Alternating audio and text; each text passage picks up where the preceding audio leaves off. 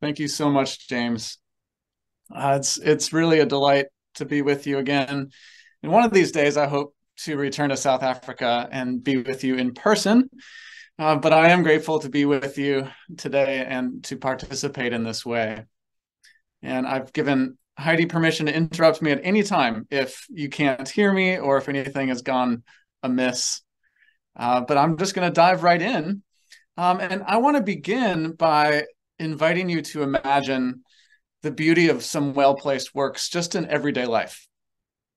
So I don't know if pickleball has become popular yet in South Africa, but here in America, pickleball is all the rage. Tennis courts are being converted into pickleball courts all over. And I read recently that pickleball is the fastest growing sport in America. And I have to admit, anytime something's really popular, I'm a bit skeptical, but I had to give it a try. And I need to admit that smacking the ball with a hard paddle is actually quite satisfying. And there is nothing quite like the feeling of making a shot that sails past your opponent and lands right inside the white line for a point. And whether that's the result of skill or finesse or just plain old luck, there is beauty in a well-placed shot. And those of you who are into sports know what I mean. But perhaps you're not a sporty kind of person, and that example doesn't resonate. So I wonder if you've ever sat down to a meal with others where everything seems to be just right. You know, the food is carefully sourced and lovingly prepared. The table's set with elegant simplicity. The ambiance is hospitable and connective. There's a conversation that's intentional yet relaxed, and everyone is just savoring and lingering with a sense of contentment. That's the beauty of a well-placed meal. And perhaps at this meal, you're engaged in an important conversation with the group, but everyone is struggling to find the right words to articulate the crux of the matter. But finally, after ample listening and dialogue, someone in the group says something that makes the person next to them interject, wait, say that again? And they repeat it, and this appreciative silence falls over the group because they've said what everyone else was struggling to articulate. And that's the beauty of a well-placed word. Proverbs says that a man finds joy in giving a fitting reply. How beautiful is a timely word. Now, there's a sense in which all of these everyday works, the pickleball shot, the communal meal, the timely word, these are all acts of creativity in a way. And what makes them beautiful is not that they are merely pleasant or nice. The pickleball shot may occur after a long, grueling, sweaty volley with some maybe choice words of exertion thrown in. The communal meal may include a dish that challenges your taste buds or could even contain some relational tension at the table. And the fitting word may be one of rebuke or challenge. So what makes these works beautiful then is not that they are nice, but that they are fitting and well placed. There is a fittingness of expression, a fittingness of setting and delivery, a situational, contextual fittingness. There's a fittingness to the materials, a fittingness of effect. So the shot, the meal, the word, they were crafted specifically for this place, at this time, with these people, which is what makes them beautiful as well-placed works. So this dynamic of fittingness is at play in any act of creativity and is, I contend, something that artists should be aiming for in creating their work and something that audiences should be looking for or listening for when receiving and appreciating works of art. I'm certainly not the first to suggest that good and beautiful art is a matter of fittingness. as you'll find similar notions in ancient philosophy and within the Christian tradition. One of the most notable scholars to articulate this view is the philosopher Nicholas Walther-Storff. I'm going to start to share my screen now, I think. So I mentioned Nicholas Walther-Storff, who originally wrote this book in 1980 called Art in Action. So Walther-Storff claims that artists are workers in fittingness, crafting works in a way that's fitting to their materials, fitting to ideas and modes of consciousness and expression, and works that contain a fittingness of individual parts to the whole, as well as a fittingness between different modes, like color and sound and taste. For example, there's this one fascinating page in the book where Walther-Storff claims there's a certain fittingness between lightness, smallness, ice cream, Mozart's music, and Matisse's paintings, just as there is a certain fittingness between heaviness, largeness, warm pea soup, Beethoven's music, and Rembrandt's paintings. So an artist is a worker in fittingness, Walther-Storff says, by creating art that displays fittingness within the work of art, so a certain coherence to it, as well as fittingness between that artwork and a whole range of meanings and associations, including even the kind of world that the artist is desiring to project.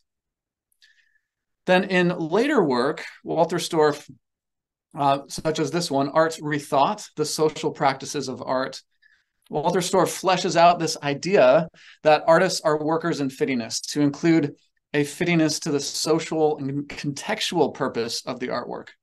So an artwork is fitting if it effectively serves the purpose for which it was made, whether that's facilitating corporate worship, rallying a crowd at a sporting event, or helping citizens remember their national story. In all of these works, Walther-Storff is showing that the beauty of a well-placed work is complex, it's multidimensional, and it's contextual. So a piece of music that is fitting as the theme song for the World Cup, like one of my personal favorites, Waving Flag by Kanan, is probably not going to be fitting and well-placed for, say, a Christian funeral. Right? A dance that is fitting for a performance at the Cape Town City Ballet is probably not fitting and well-placed for the bride and groom's first dance at their wedding. And furthermore, there's this contextual fittingness that applies to a similar kind of art in different places. So a wedding dance in South Africa may seem out of place for a wedding dance in Denmark. I don't know, I would assume. Worship music in an African-American congregation in urban Charlotte, where I live, will probably be out of place in a white congregation in rural North Carolina. Both forms of dancing and worship music may be beautiful in their own right as standalone art forms, but the fullness of their beauty relates to their contextual fittingness of being well-placed or out of place. And this leads us to all kinds of questions, like how do we judge between a well-placed work of art and an out-of-place work of art? What are the different dimensions of fittingness, and what are the standards for each? And how does the artist prepare for and execute the making of beautiful, well-placed works? And I want to take that question first, that last question first, as I think that the preparation for the process of creation of artwork is critical to the end product. And so in addressing the question of how an artist can create a fitting, well-placed work, I want to use an example from improvisational theater, partly because I know that art form well, and partly because this example in theater can be widely applied to other forms of artistry, as well as everyday acts of creativity. Because after all, life has a narrative and dramatic shape, right? As a pastor theologian, I believe that God is the main character in the drama of our lives.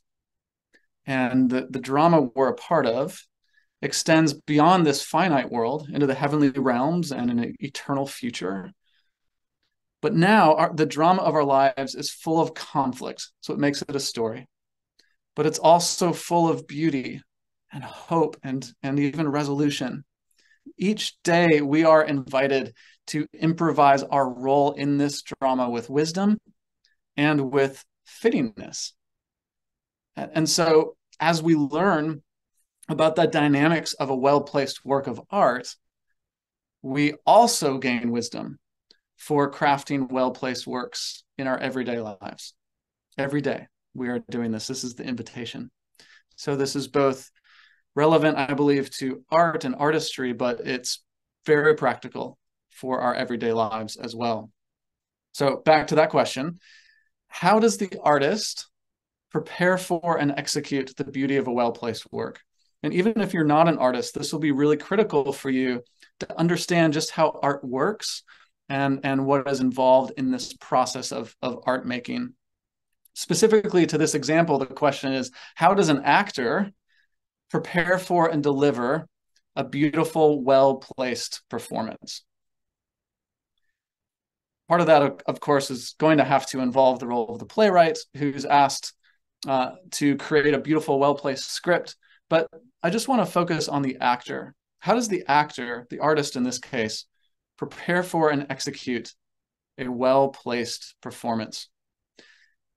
So imagine two actors sitting on stage, and they're there to perform Freud's Last Session. It's a 2009 play by Marc Saint-Germain, which is an imagined conversation between Sigmund Freud and C.S. Lewis shortly before Freud dies. By the way, there is a film version of this coming out, which I'm very excited about, later in 2023, starring Anthony Hopkins and Matthew Good. So you want to put that on your list of must-watch films. But imagine the play, and it's closing night. And the director of the play has told both actors that for this closing show, they can feel free to improvise an original scene or two. And if you've ever done any acting, that would be a frightening thought for the actors, but also exhilarating. And so they accept that challenge to improvise a totally new scene. But how do they get ready? How will they prepare for and create a beautiful, well-placed, fitting scene to the original?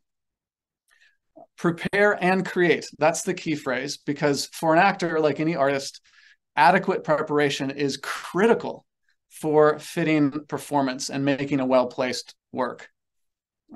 For an actor, the process of preparation it's holistic, and it's a complex process that involves a readiness to do and say whatever is fitting in the moment. In other words, the essence of theatrical preparation is developing this multi-dimensional receptivity and a readiness to create a fitting, well-placed work. And I want to summarize that whole process of preparation with one word, which is disponibility. So hang with me here for a second. This might be a new word, but I think this sums up something very complex, which is why I like the word. Disponibility, it comes from the French, disponibilité, which is often literally translated as availability. But depending on the context, it can mean openness, readiness, receptivity. So disponibility, which is actually an English word, you can look it up, but it's not really used that often. It's a wonderful word that sums up just in that one word, the preparation, the receptivity, the state of readiness to which actors, and really I think all artists aspire. Disponibility is the multidimensional receptivity that an actor needs to all kinds of different elements, to the script or the story that's being developed, to fellow actors, to the audience, to the physical set in the theater space, to the director's prompts, to the performance traditions and expectations in the background, as well as the cultural context. So for these two actors in Freud's last session, if they were to have a readiness to improvise a beautiful, well-placed scene, they would need to develop disponibility to the script, to each other's characters, to the director's expectations and guidance, to the physical space, to the prospective audience, to the rules of improvisational acting, to their own personalities and limits, to the cultural context outside of the theater. All of these things, all of which will enable them in the moment to craft a beautiful, well-placed scene. So in this example, for these actors, disponibility is as much an attitude and a frame of mind, this receptivity and readiness, as it is a set of concrete skills that enables them to be receptive, attentive, and ready to act in fitting, well-placed ways. Now, I contend that disponibility, I'll go back to that slide real quick. Disponibility is essential for any artist seeking to create a well-placed work, a work that fits and is well-placed in relation to the materials, in relation to prospective audience, the cultural context, the physical location, and the beliefs, desires, and goals of the artist, and many other elements that may be at play. So multidimensional disponibility is what enables and permeates the beauty of a fitting, well-placed work. So whether we're speaking of an actor in this case, or a photographer, painter, a dancer, writer, filmmaker, or any other kind of artist, I think that developing disponibility is just as important and often even more difficult than the actual creation of the work. There is no doubt place for inspiration and spontaneity in the creative process, but the improvisation involved in all artistic and creative work is often misunderstood as the product of originality, pure inspiration, and spur-of-the-moment decisions, while in reality, the best and most beautiful artistry often flows from deep preparation, training, and developed disponibility that's constituted by this holistic receptivity and a willingness to engage in a long obedience in the same direction to the creative work. Now, for artists operating out of a Christian commitment, disponibility also involves an attentiveness to the will of the Father, a commitment to develop the mind of Christ, and a readiness to listen for and respond to the Spirit as we seek to operate out of the new self in union with the triune God. So a creative work that is fitting materially, contextually, relationally, physically, personally, and so on, but fails to be receptive to the revelation of God, will fall short, I believe, of being a well-placed work in the most ultimate sense. It's just something to chew on. We can come back to that in the questions, I'm sure. Now, having developed this multi-dimensional disponibility, it's time to create. Not that the process of developing disponibility is ever over, but out of whatever disponibility the artist has cultivated, it's time to write, paint, compose, build, choreograph, design, and perform in hope that what emerges will be a beautiful, fitting, well-placed work. And in doing so, artists are attentive to the same dimensions of fittingness that are at play in disponibility. So similarly, there is attunement to material fittingness, contextual fittingness, relational fittingness, personal fittingness, historical and traditional fittingness, and for the Christian, as I've mentioned, attunement to theological, biblical, spiritual, and ecclesial dimensions of fittingness. Now, inevitably, judgments regarding what is fitting and what is a well-placed work and what is unfitting, ill-placed works will be varied and contested. But from a Christian perspective, a robust pneumatology, that is a robust view of the Spirit's work in our midst, should keep us humble, attentive, and expectant regarding how the Spirit is guiding you and me and other creatives to improvise well-placed works in the world. And what's more, within a theological perspective that acknowledges that everything good, beautiful, and fitting is a gift from God, that all things are sustained and find their vitality by the abundant grace of God, then we can be free to create without the unhealthy pressures of independence, self-sufficiency, and even originality. The creative action of God is our liberating constraint in the creative process. Okay, that's been a lot. So let me just retrace our steps. Put 4 points up here on the screen that I think summarizes what I've just said. And then I want to move on to some practical examples so we can flesh this out a bit. So here we go. The first point is that we are created in God's image to make well-placed works, whether artistically or otherwise. This is a part of our image-bearing capacity. All of us have a myriad of experiences with the beauty of well-placed works. It's just what gives delight and luster and satisfaction to our lives.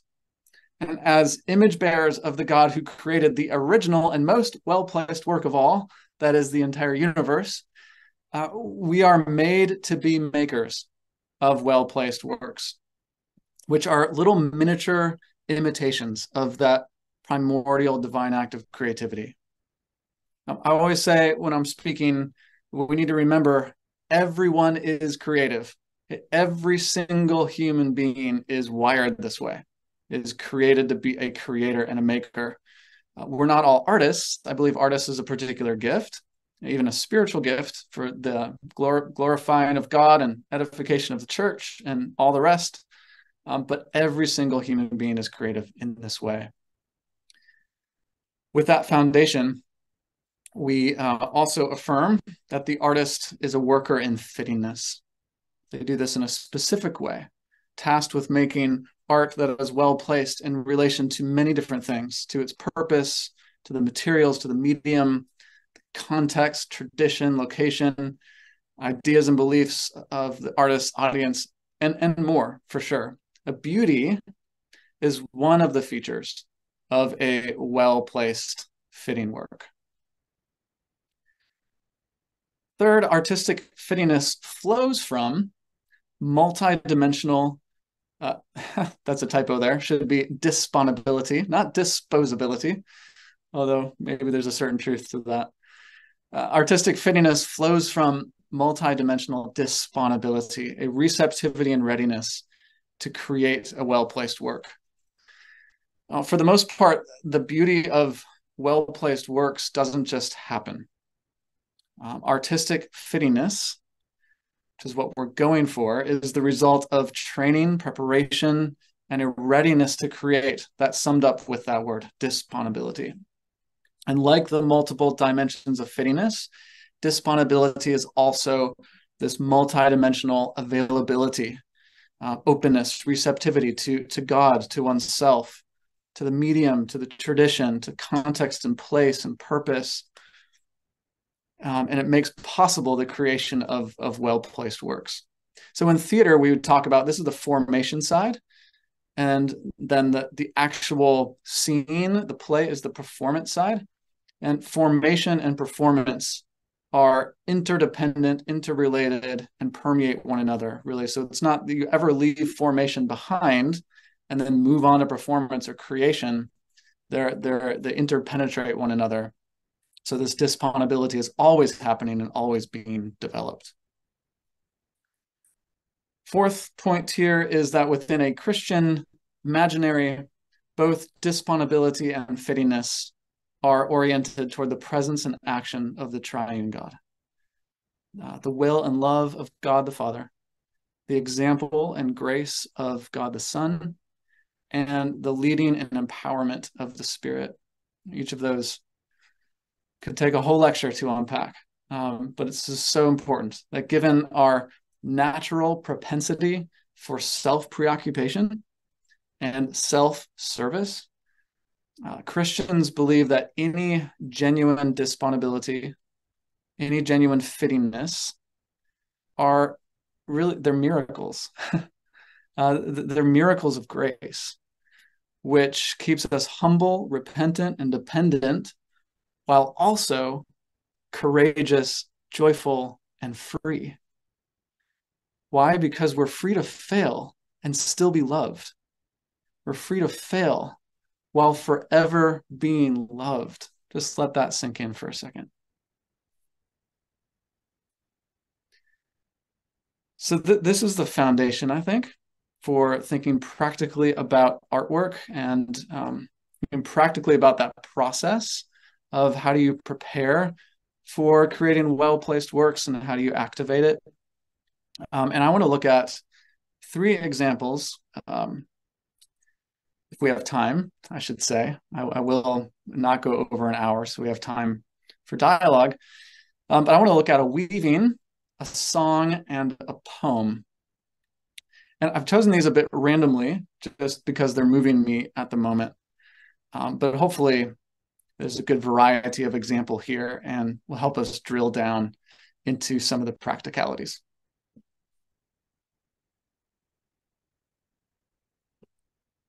Okay. The first example of the beauty of a well-placed work is a bit selfish to consider, I suppose. It's created by my wife, Stephanie Vander, whose creative work I know quite well, obviously, and is very personal to me. But that's helpful because I can talk about the process of preparation as well. I have a little bit more intimate knowledge of that process than normal because Stephanie is a weaver. So this particular work, can everybody see this okay? Are we still good? The slides and the volume? Okay, great. So this is called Announcing Your Place in the Family of Things. It's larger than it looks on the screen, I think. There's not really proportion here, but it's about 3 feet or so from the top of that weaving down to the very bottom. So it's quite large. And in order to appreciate this, I think it's good to start with Stephanie's own words about the process. So here's what she says about the work. Announcing your place in the family of things is a weaving that tells my hidden story of cultural not belonging. Growing up in West Africa, I was formed by ways of being that were worlds away from those of my American passport culture. And when I was a teenager and my family moved to an American suburb, this transition initiated an invisible crack in my sense of self, home, and belonging that have taken years for me to disentangle. My home country and culture were a bewilderment, and I felt out of place even while I looked and sounded like everyone around me. This weaving is a reflection on the communal human experience of being thrown in the world. It also serves as a tribute to those who have fled because home is no longer safe, and a plea for humans to practice radical welcome and homemaking together, forging awkward, as in the other way around, upside down ways of belonging to each other. Made with fabric from 7 different cultures that have served as a home, sort of home to me, this weaving is a love song to the complex notion of home, the unexpected places where it is found, and an homage to the threads of story that form the wild tapestry of life. Sorry, I get a little emotional when I think about my wife's work. She puts a lot of her heart and soul and story into it. And there are several aspects I think that are worth noting regarding the multi-dimensional disponibility that preceded and permeated the creation of this work. There's personal disponibility, which in this case was Stephanie's receptivity to her own story, and a readiness to grapple with the fullness of that story, so the desolations and the consolations, the cultural unbelongings and the belongings. I have another slide of this too. Get a little close up there. There is a contextual and cultural disponibility in that Stephanie was aware of the different dynamics in each place and culture where she lived. There's a disponibility to materials and to the medium, a readiness to work with different fibers and cloth, knowledge of how hoops work, their capacity to be bent and reshaped. Actually, in bending this hoop, Stephanie did not intend to warp it. So you can see it comes off from the wall, rather than most hoops just are flat on the wall when they're hung. And we'll get back to that later. There's an ethical and a missional disponibility in that Stephanie was aware that we live in a time of mass displacement and mobility, a time when the notion of home is contested and distorted, and yet still the longing of our hearts. That the essence of the church's mission is to create a home and to be a family with an open door, and to those who are displaced and searching.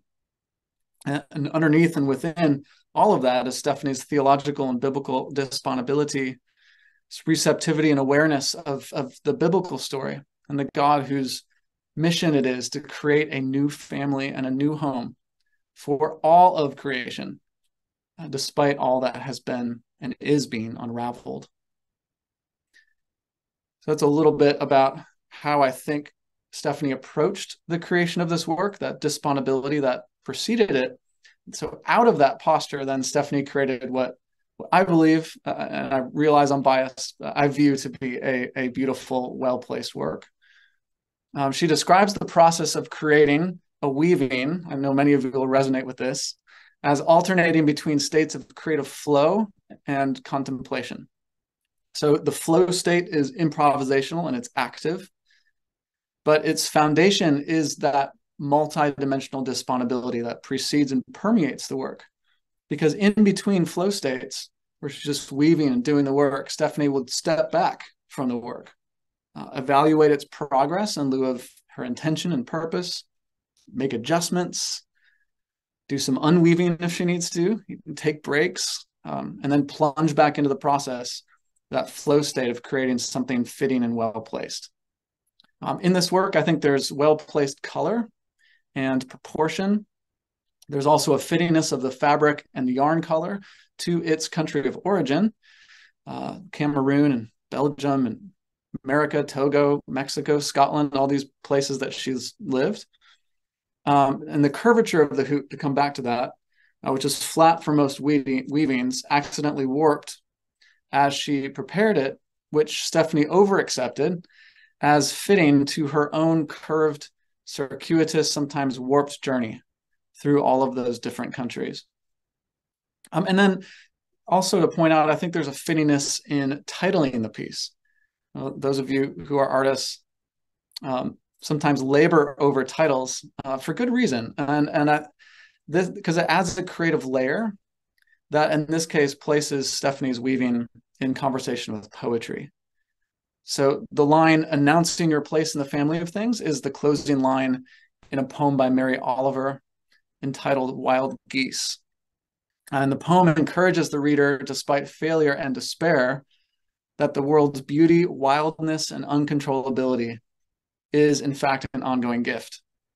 So she writes, whatever twists and turns your life takes, the wild geese high in the clean blue air are heading home again.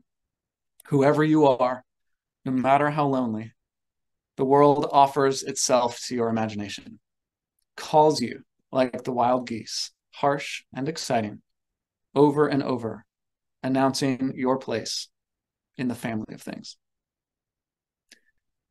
So by titling her piece with this poem, Stephanie is relativizing in a way her own experience in a way that's fitting given the grandeur of God and the community of creation, recognizing that we have much to learn actually from the more than human world about finding and embracing home, especially since many species like wild geese experience long and perhaps even lonely migrations.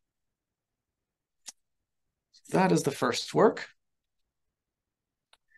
And the second work of art I want to highlight is a song by the musical group Porter's Gate. Raise your hand if you've heard of Porter's Gate. I can see part of the room at least. See if there's any familiarity. A little, okay. So Porter's Gate is a group founded in 2017. It's a collection of what's now 50 plus, I think, songwriters, musicians, scholars, pastors, music industry professionals from a variety of Christian traditions and cultural backgrounds. And they're making music for churches and for individual Christians, but primarily for churches to sing together. And this 6th album, Climate Vigil Songs, is made in partnership with the Climate Vigil movement. And so it's themed around environmental justice and creation care. But before playing the song, I want to highlight the kind of disponibility that I think preceded the beauty of this well-placed work. Just comment on a couple. So first, there's the disponibility to the age in which we live, which is an age of global warming, rising seas, species extinction, deforestation, increased natural disasters, all kinds of ecological catastrophes. But we live in an age in which all creatures of our God and King, which is what this is based off of, are not only creatures that sing Alleluia, but also they are creatures of lament. So the song is called All Creatures Lament. The second aspect of disponibility is the tradition of hymnody that gave us all creatures of our God and King, which is a paraphrase of St. Francis of Assisi's Canticle of the Sun by an English clergyman in the early 20th century, William Henry Draper.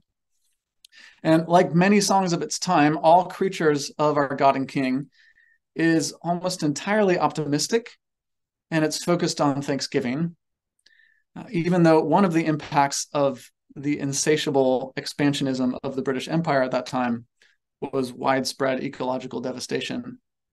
Was really not grappled with at the time.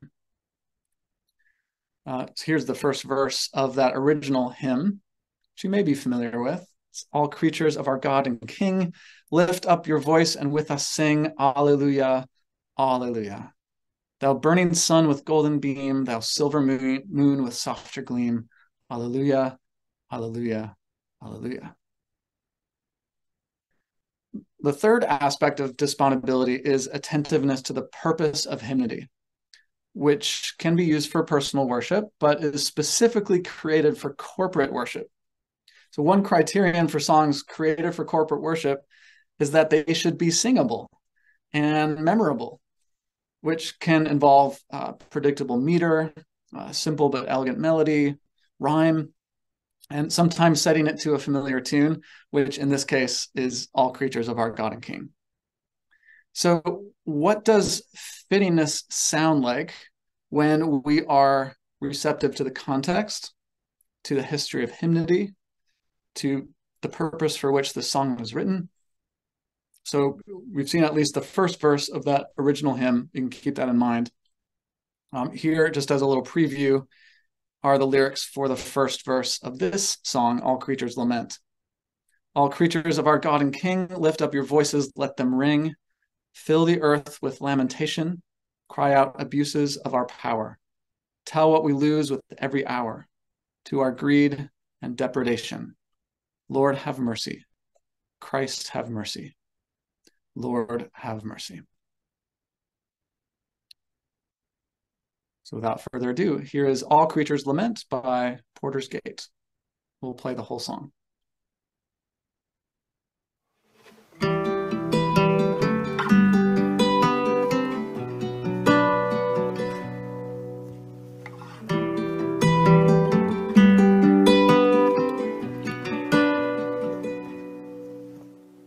All creatures of our God and King,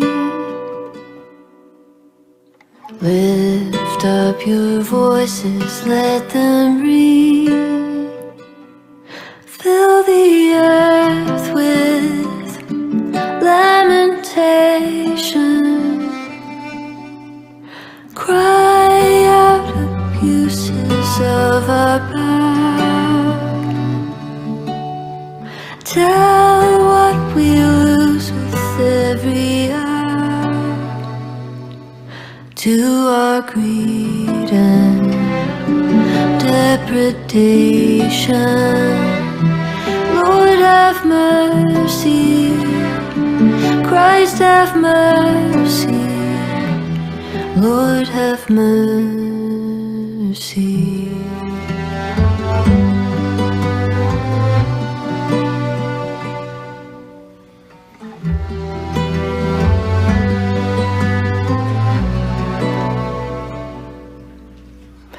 All creatures winging in the air cry out the failures of our care. Fill the sky with lamentation. Shout through the clouds of smoke and ash, choked with the fumes of poison gas. Tell us of our degradation. Lord, have mercy. Christ, have mercy. Lord, have mercy.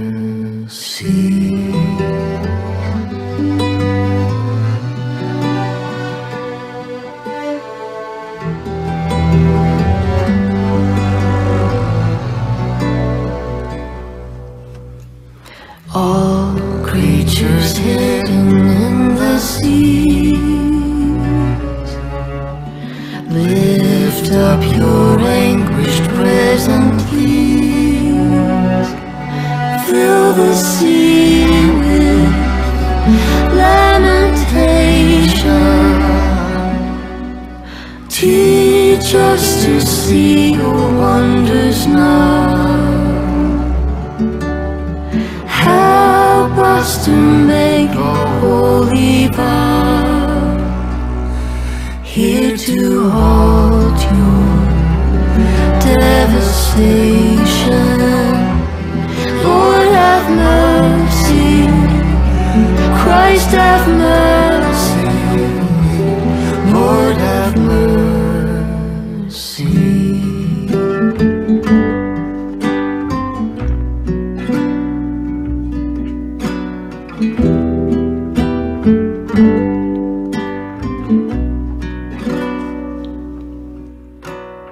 All creatures dwelling on the land, join as we lift each heart and hand. Fill the world with lamentation. Mourn the destruction of our home. Weep with the fear of worse to come. Hear the groans of all creation. Lord, have mercy. Christ, have mercy. Lord, have mercy.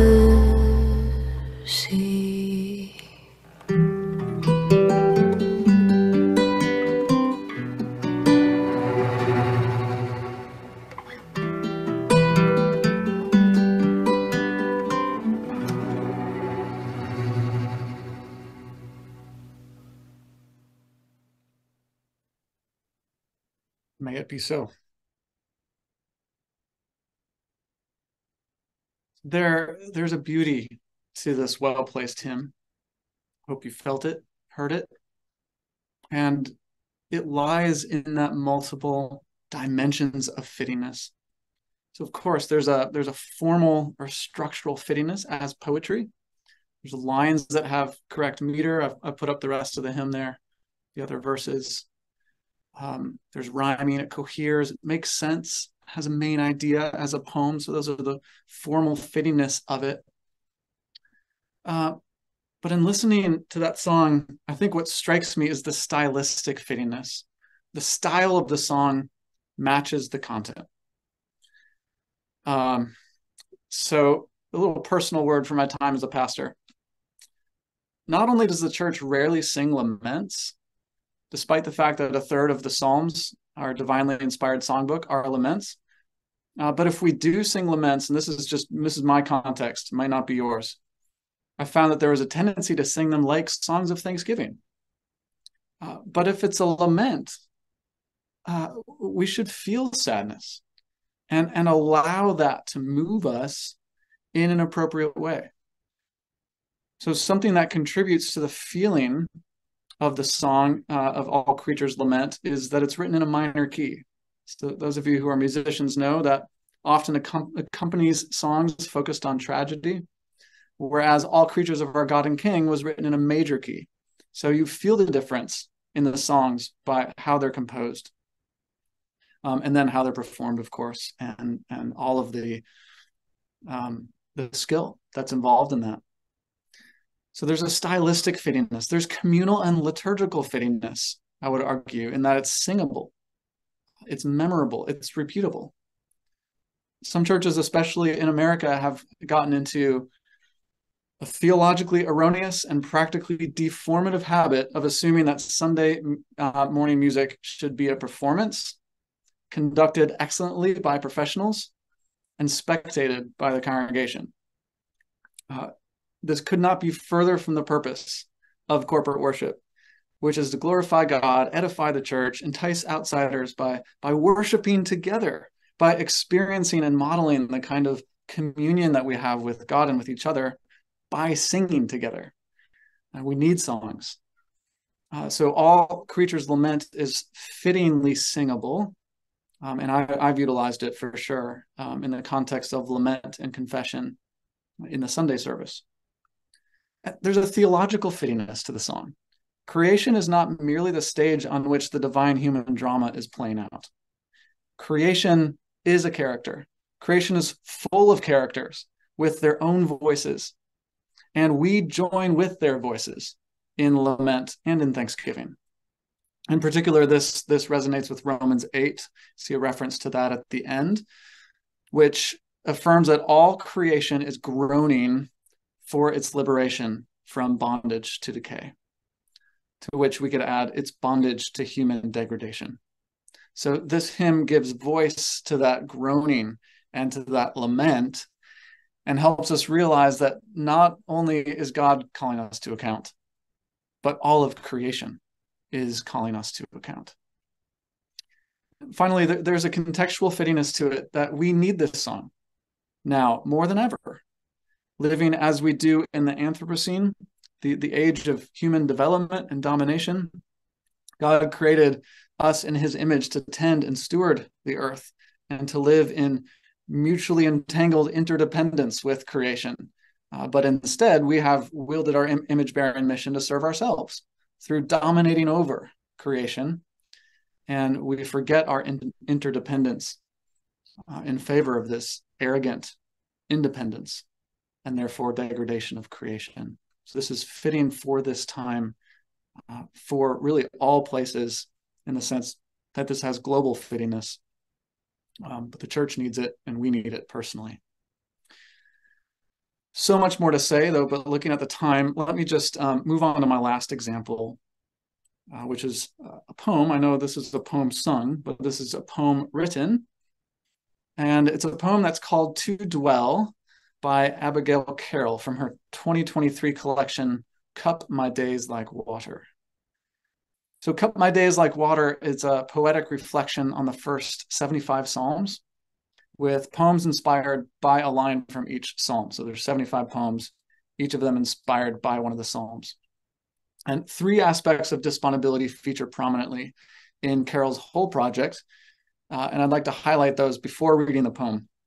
So the first, Carroll has developed biblical disponibility to the Psalms, a receptivity to their variety of expression and a willingness to let her own prayers and her own poems be shaped by the particular themes and expressions of the Psalms rather than just inventing others.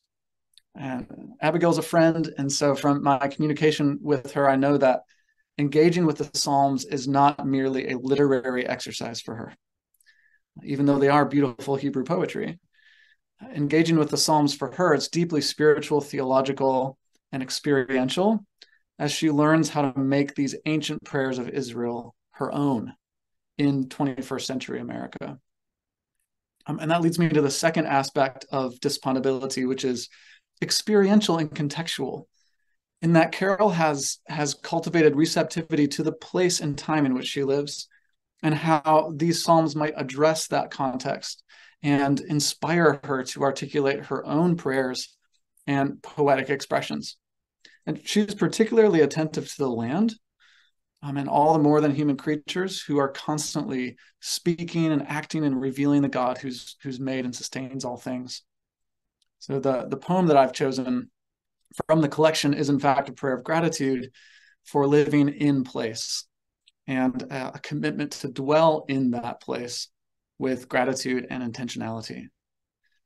And then finally, just briefly to mention her literary disponibility or traditional disponibility to the way poetry works, the way that one word sounds next to another, the elusivity of meaning, the significance of what's stated and left unstated, the coherence of lines, all those dynamics that give poetry its power. And out of these dimensions of disponibility, then comes the beauty of a poem, the beauty of a well-placed poem, this one called To Dwell. To stay long on one stretch of loam, to know the roll and crease of field as bend of wrist, to grow with the land, concede to the pace of maple, of birch, to rest when sky says, rest, fog bank, mica flex, leaning fence, to inhabit the rhetoric of place, to love what the snow has left. He chose us for the land where we live. Psalm 47, verse 4. Some translations of Psalm 47:4 may read something like, he chose our inheritance for us. But the Hebrew word here means the inheritance of land that was promised to Abraham, Isaac, and Jacob and given to the people of Israel as a place to live out their identity as a kingdom of priests and to participate in God's mission to make himself known and to bless the whole world. So after the coming of the Messiah and the sending of the Spirit and the expansion of God's people to include people from all nations and all places, every land became a home for God's people and a setting for God's mission. And just as God came to dwell in a particular place, so we are called to dwell in particular places and to learn how to praise God there through our lives and our vocations and our creativity. So what this poem has done for me, and part of the fittingness of it, is wondering that if perhaps the longer we stay in a place, when we stay long on one stretch of loam, the more opportunity we have to develop disponibility to that place, and therefore a readiness to create fitting, well-placed works. When we know the roll and crease of field or the lattice work of streets and alleys, when we grow with the land, as well as with the people who live with us and around us, when we learn the rhythms of sky and earth, as well as the rhythms of a particular culture, society, community, then the more we can be receptive to those real and metaphorical landscapes and create well-placed works. Oh, I love that phrase, inhabit the rhetoric of place. We inhabit the rhetoric of place and can make things then that resonate and fit with that place.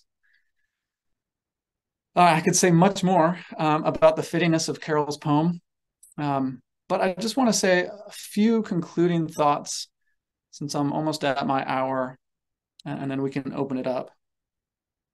I addressed that. Here, let me get rid of the screen. Distracting to me. There we go.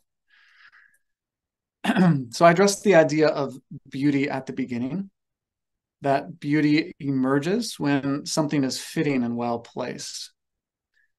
And what that means is that something as horrific as crucifixion, when well placed within the drama of human brokenness and divine love, can be just as beautiful as something as glorious as resurrection. When we reduce beauty to something nice, something emotionally pleasing, we cut off beauty from truth and goodness and the power of beauty to move us and transform us and to give us hope. The other thing that needs to be said is that the beauty of a well-placed work cannot be controlled or predicted. Yes, developing disponibility is critical for creating beautiful, well-placed works, but no level of disponibility can ever guarantee the making of something beautiful. I can no more control, predict, or guarantee the making of a beautiful poem than I can control, predict, or guarantee the making of a beautiful marriage or a beautiful church or a beautiful life. Yes, there are time-tested methods of training. There are vast traditions of wisdom to consult. There are habits of mind and heart that can get us going in the right direction. That's what this whole talk has been about, right? But at the end of the day, which is why I want to end with this, beauty is an uncontrollable gift. In the process of making beautiful, well-placed works, we are always dependent, whether we realize it or not, on the God who made the world beautiful to begin with, who created us in his image as makers, who formed us and placed us in the world with particular personalities, gifts, and passions, who sustains our lives, and who, as the poet Gerard Manley Hopkins wrote, who plays in 10,000 places, lovely in limbs and lovely in eyes not his, to the Father through the features of men's faces. God in Christ by the Spirit is playing in and through our desires and attempts to make things, to make beautiful, fitting, well-placed works. We can't control the process, but we can submit to it, enjoy it, and let our beautiful, well-placed works, by God's grace, be songs of praise. I'll close there. I'm not sure how you want to proceed here with Q&A and dialogue, but I'll let you take it over on your end. Wes, I think I'm going to, if you can hear me, I'm going to sort of facilitate the questions. And I think in your view, you only saw a small percentage of the audience. So we have some other people lurking in the shadows here on the other side. And we're going to open it up for questions. First of all, I just want to thank you for what you've given us. I mean, I know that you are not just giving us a talk or an academic lecture, but you are giving us of yourself, and I really want to thank you for that. And we thank the Lord for your gift of clarity in profundity. You know, the thoughts are deep, but they're clear, and that's a gift. Brother, thank you so much for that. I really appreciate that. It's lovely to listen to and to be able to glean from profound thoughts that they're communicated in such a way that there's clarity is really quite a precious gift, and we appreciate it.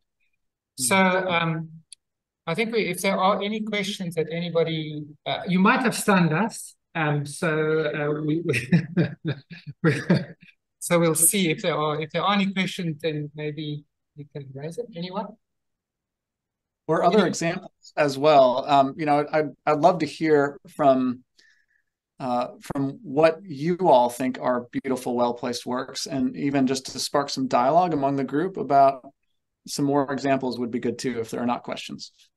Okay, well, we've got one question for starters. Do you want to come up and I think if you just stand near the mic, Lauren will pick it up. So this is Lauren.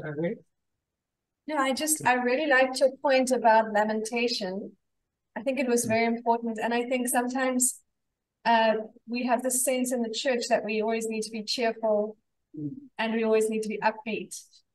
And I think it's a really healthy thing to have the whole spectrum of emotions expressed in church.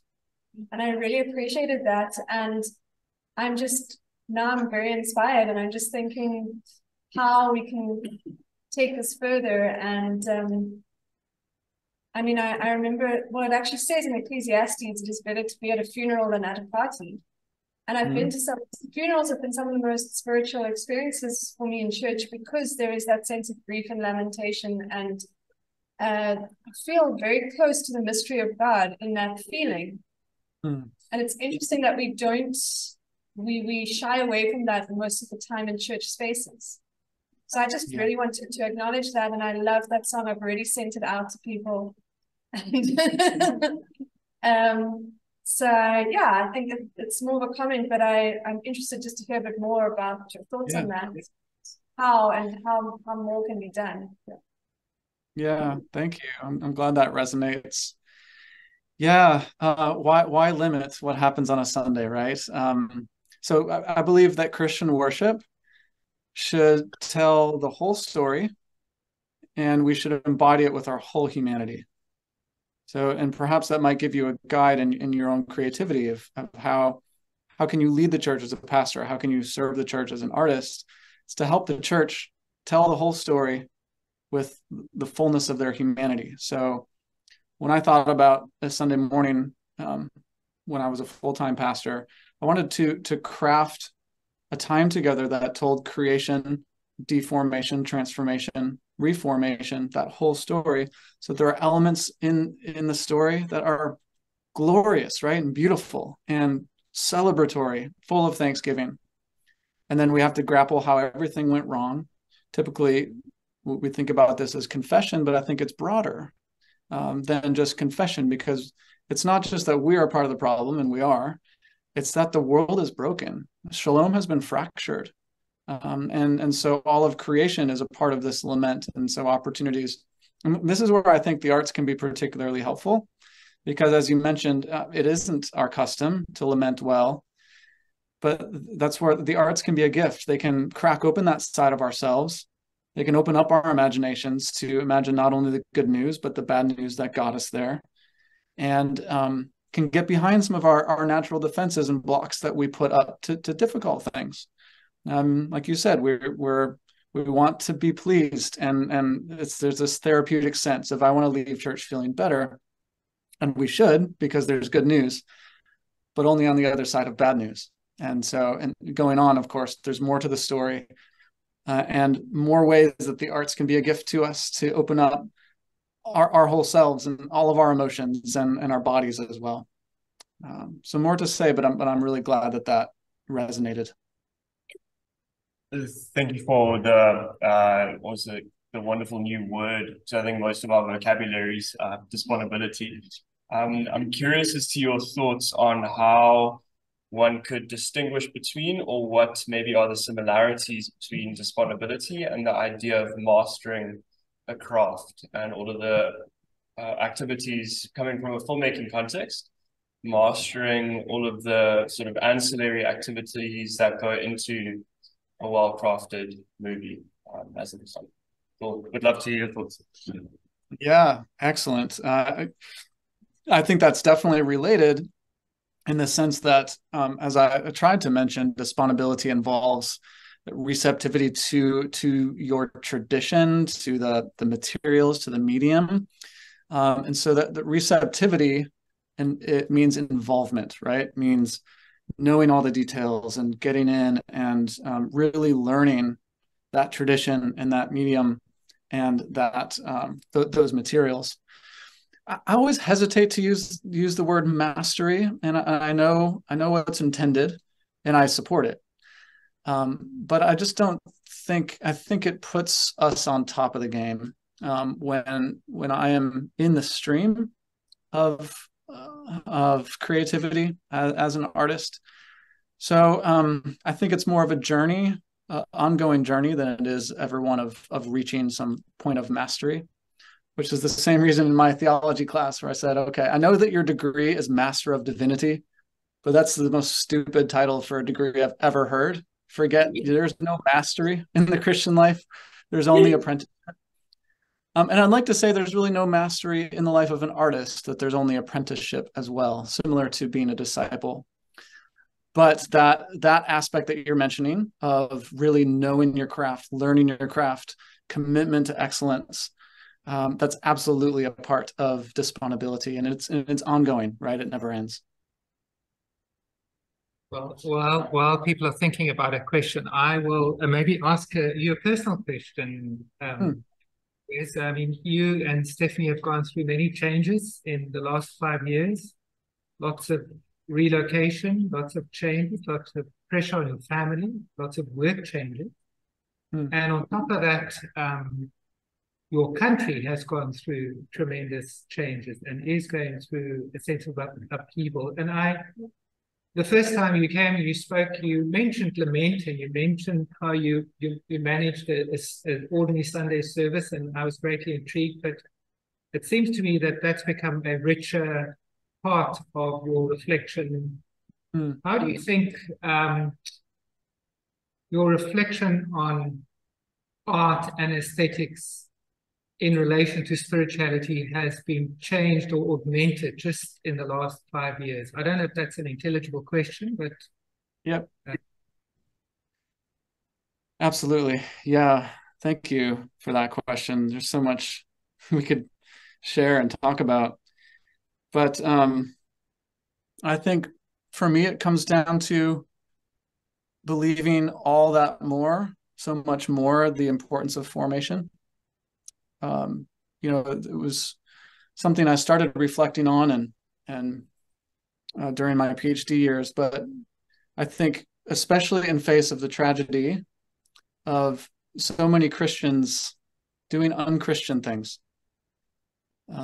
supporting unchristian movements, just not being salt and light. And there are a lot of people, not just in America, of course, worldwide, who are saying, okay, it's not that I don't believe in God, but I don't think that people in church actually believe in God.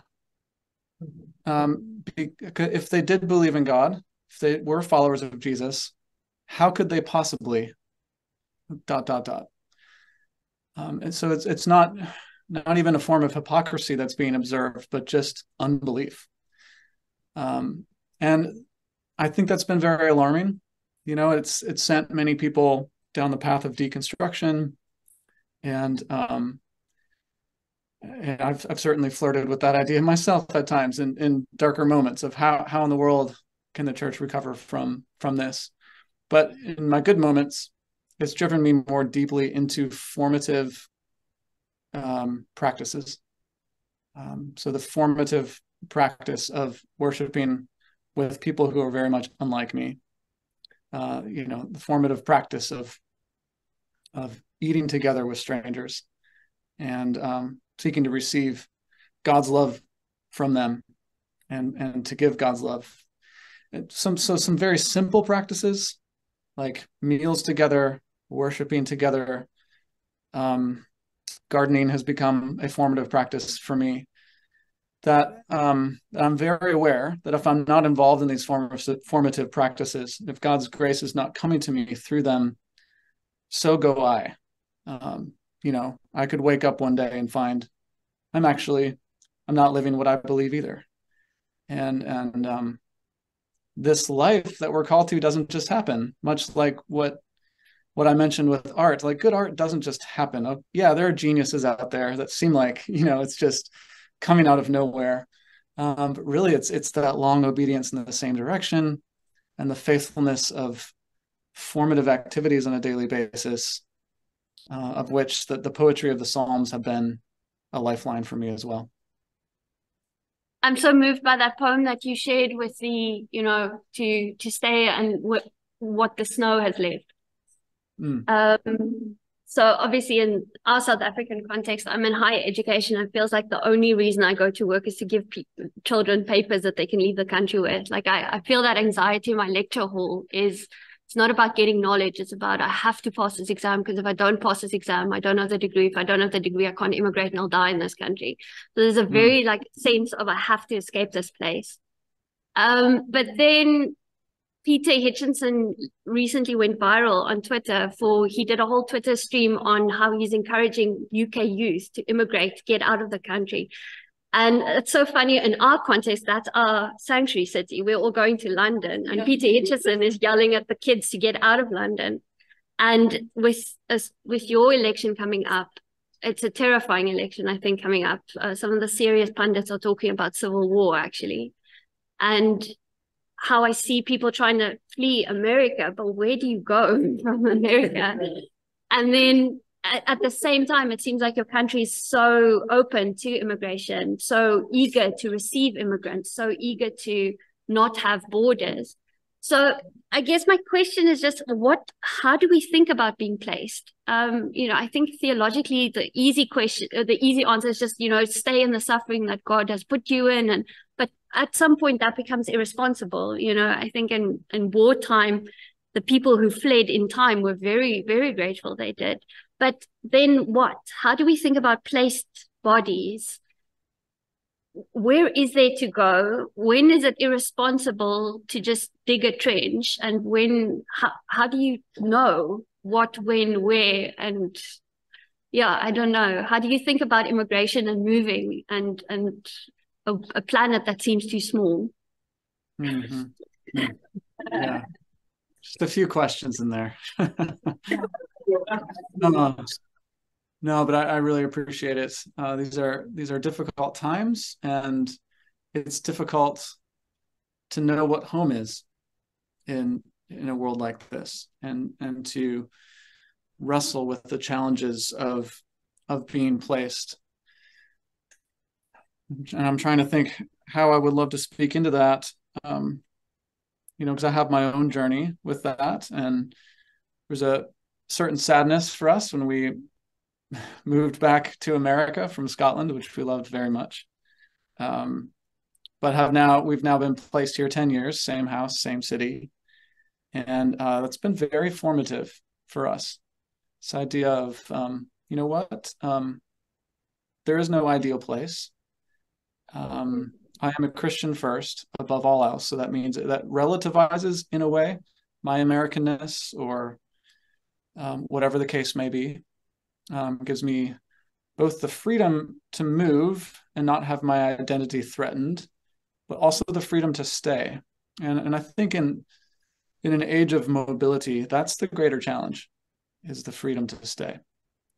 And I don't think it's a sort of stoic acceptance of suffering, although there is a theology of suffering involved as I think about this next year and whatever may come.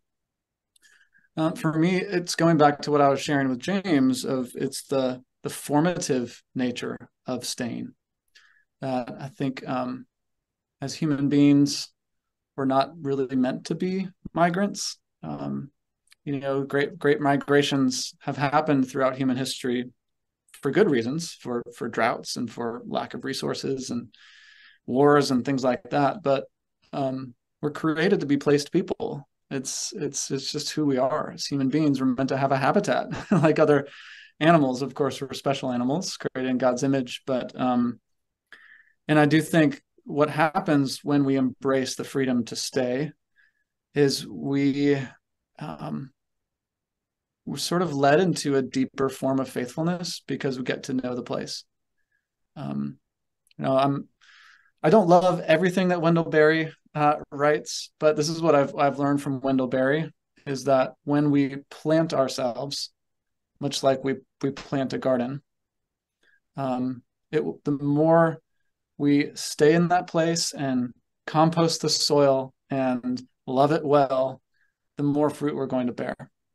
Versus if I moved my garden every year, I would miss the benefits of year after year of enrichment and care and attentiveness to that place. So I think it's similar to our growth and our fruit bearing as human beings, that we're meant to be planted, and there's times to be transplanted. when the soil has been poisoned to the extent that I can't live there, or, so I don't want to say that all transplanting and all moving is bad. I just think that our default should be, how can God sustain me by staying?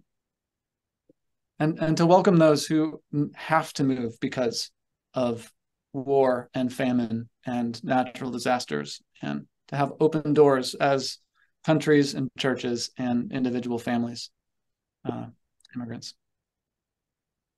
If we're worshiping in church and we're supposed to be worshiping in spirit and truth, and they're putting the words up in front of you, and you come across a word like, for instance, last Sunday, the song that was put up, we are praising the Lord and we're praising him. It says, because I know you have covered all my sins. Well, I can't sing that because it's a slap in his face. He's not a bull or a goat that covered my sin. He removed them as far as the east is from the west. What do we do? Do we sing it because it's a nice song? How do we approach that kind of thing? Yeah, good question. I've had many conversations with worship leaders and musicians the last 10 years about, like, let's be thoughtful, right? Let's actually read and ponder the lyrics of what we're singing, and let's have a conversation together about it. So I both would love to give worship leaders and artists freedom to choose songs according to how the Spirit is leading them, and I see the necessity to have a team that's sifting and praying through what art is being utilized in worship. So for me, I would hope that would be caught in advance if there is a song that doesn't match the message of the gospel or the message of the story we're seeking to tell. And if it's not caught, and if it's just there and you're confronted with it, mistakes also happen, or there's oversight. And I think that there would be opportunity to bring it up with someone after the fact, rather than making a stink in the moment, that sort of thing. But certainly I appreciate the concern, and I would hope that any team that's leading a church would be open to throwing out songs that are in the canon and looking for new songs to put in the canon to enrich, again, what I said earlier of, let's tell the whole story in a way that invites our whole selves to worship God. Okay, Wes, I think we are just about run out of time, unless there is. So what would be really nice is if you come and visit us. Would that be a good thought? I would love that. Yeah, I would. Okay. All right. We will start working on the planning for sometime next year. So, just to thank you again for your willingness to do this. This takes time and energy and a major ask from you all the way on that side. And we just really appreciate your willingness to do this and to jump in and to, I think as South Africans, we're just glad to have friends, we feel so isolated. So we're very glad about that. I want to just pray for you very briefly, and then I think after that, we're going to give Wes a hand and say thank you to Stephanie and the family for releasing you to do all this work and this time, and certainly your commitment to it. I just want to ask the Lord for his blessing. Our Father in heaven, thank you so much for the richness of this conversation, just the depth, but also the clarity of the grace we have in you and in the redemption that you've offered us. And our prayer, Lord, for the Vander Lugt family in the days ahead, whatever they may bring, that you may bless them, that they may see your hand in all things, that they may thank you and live with gratitude in the midst of all things. And we thank you, Lord, for this session. In Christ's name, amen. And we give Wes a hand.